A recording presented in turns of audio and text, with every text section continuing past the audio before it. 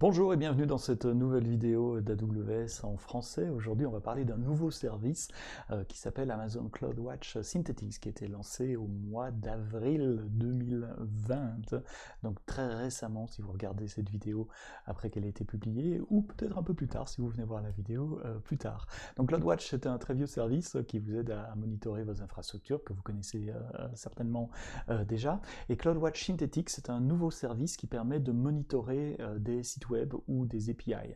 En gros, à très haut niveau, c'est un service qui va appeler vos endpoints HTTPS et regarder ce qui se passe et lever des alarmes si jamais les endpoints ne répondent pas. Alors, il existe des pléthores de services sur Internet qui permettent de monitorer votre site web. J'ai des amis qui s'occupent de ça. Cédric, si tu nous regardes, merci à toi. Ici, c'est une nouvelle façon intégrée à AWS qui se base sur des canaries exactement comme les oiseaux. Alors que viennent faire les canaris là-dedans? En fait, c'est une très vieille histoire. Les canaris, à l'époque des mineurs qui descendaient dans la mine pour chercher du charbon, les mineurs prenaient des oiseaux avec eux, des canaris, car ces oiseaux étaient beaucoup plus sensibles au gaz, au grisou qui peut s'échapper de la mine. Et si quelque chose arrivait aux oiseaux, ça voulait dire pour les mineurs qu'il était temps de sortir de la mine. Et donc en matière de testing de site web, en testing d'infrastructure, on utilise toujours ce mot canari, mais rassurez-vous, aucun oiseau n'a été blessé pour réaliser cette vidéo. Alors, si vous allez dans la console CloudWatch, ici je suis sur la région Francfort, je vais vous mettre mon écran en plus grand, sur la console en français. Si votre console n'est pas en français, vous allez en bas à gauche, c'est là que vous pouvez changer la langue. On vous explique les cas d'utilisation, c'est la surveillance de la disponibilité de vos API et de votre site web. Aussi pour monitorer des workflows, parce que le canari il peut cliquer sur des liens, comme vous le feriez si vous cliquiez dans la console. Comment créer un canari? Comment monitorer votre site web? C'est extrêmement simple. Vous créez un canari, vous définissez des alarmes. Donc les données produites par le canari vont être envoyées dans CloudWatch. Et à partir de là, vous connaissez CloudWatch, vous créez vos alarmes et vous envoyez des mails ou envoyez des messages sur Slack.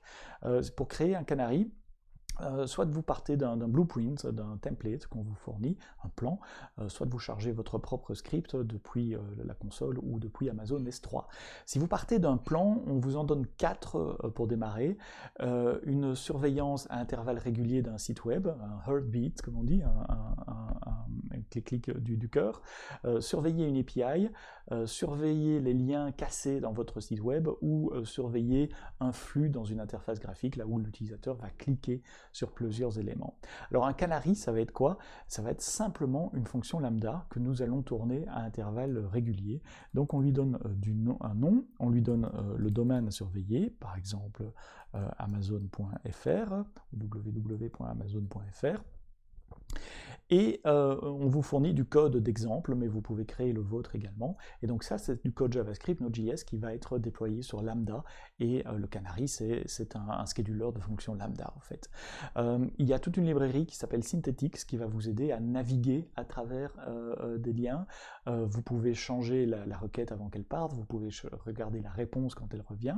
Et nous incluons également la librairie Puppeteer, je ne sais pas comment on la prononce, qui est en fait un Chromium headless, donc on va charger la page dans un browser sur Lambda, sans carte graphique évidemment, mesurer le temps de rendu de cette page et prendre des screenshots pour vous donner également une vue sur vos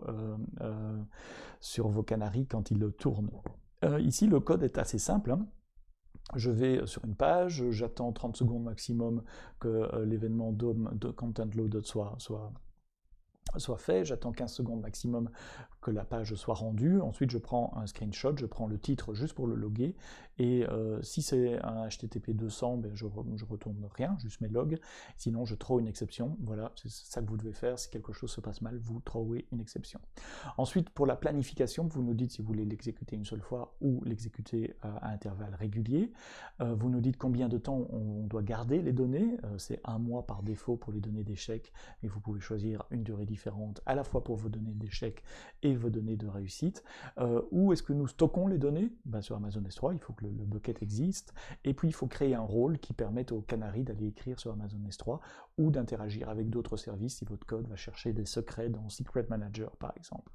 Vous pouvez définir vos alarmes CloudWatch, vous pouvez définir des paramètres VPC, vous pouvez définir Les notifications, donc le topic SNS, pour livrer les alertes si jamais ce canary devait livrer une alerte. Une fois que vous faitt tout ça, vous faites create canary, qui doit être là tout en bas, et c'est bon, ça va prendre 1 minute ou 2, parce qu'on crée la lambda fonction, on crée le scheduler pour vous. Alors j'ai déjà fait tout ça il y a quelques jours. J'ai un canary qui est là, qui regarde mon site web stormac.com, qui est hébergé à Francfort, c'est pour ça que je suis dans la région Francfort, et vous voyez que la dernière exécution a fonctionné, que j'ai 100% de réussite, et vous voyez ici en haut que mon canary est appelé tous les heures, et toutes les heures mon site web est responsive, il n'y a pas d'échec, ce qui est normal, hein, parce que c'est un site web statique émergé sur Amazon S3 avec CloudFront devant, donc ça serait vraiment grave s'il y avait un problème avec ce site web là. C'est le site web qui hoste notamment le podcast AWS en français, que je vous invite à aller écouter. Quand on regarde les détails d'exécution, on voit la page web qui a été rendue. On voit les différentes métriques. Ici, c'est que la durée d'exécution de lambda, les appels lambda, mais je pourrais générer d'autres métriques également. On voit évidemment la vérification, la configuration du canary et ses balises. Alors regardons rapidement les autres types de canary qu'on peut créer, les autres types de templates.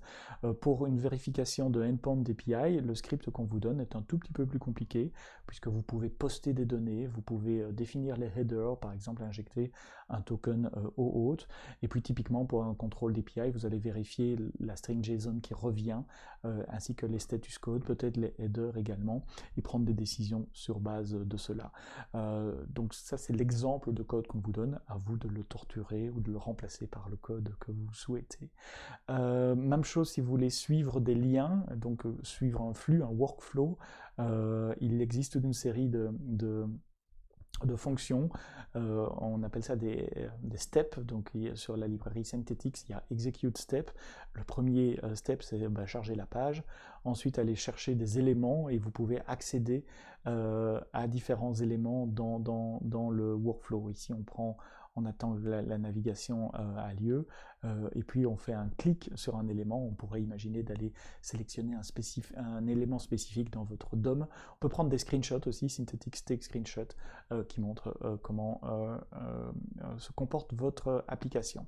Donc je vous laisse regarder ces exemples. Dans la doc de Synthetix, qui se trouve cachée sous la doc de CloudWatch, il y a une section qui s'appelle Writing a Canary Script, qui vous explique comment écrire un script from scratch et quelles sont les librairies qui sont à votre disposition. Il y a évidemment la référence de l'ensemble des fonctions disponibles sur cette librairie.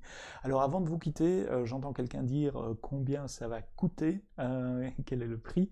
Donc sur la page de pricing de CloudWatch, donc CloudWatch Pricing, il y a le prix du canary et de Synthetix. La bonne nouvelle, c'est qu'il y a un free tier, et le free tier, c'est 100 exécutions de votre canary, ou 100 exécutions de votre canary par mois.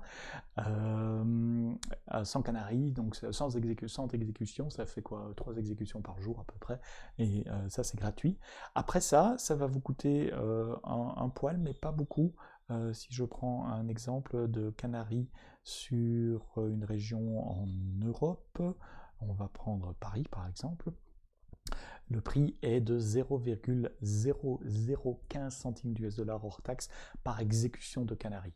Donc ça veut dire quoi? Si vous avez 5 canaries qui tournent toutes les heures, eh bien ça fait 5 canaries x 24 x 31 jours, ça fait 3700 exécutions par mois, ça fait 4,4 $ US par mois. Ça c'est le prix pour Irlande, pour Irlande qui est un poil plus bas, mais enfin ça ne va pas faire une grosse différence.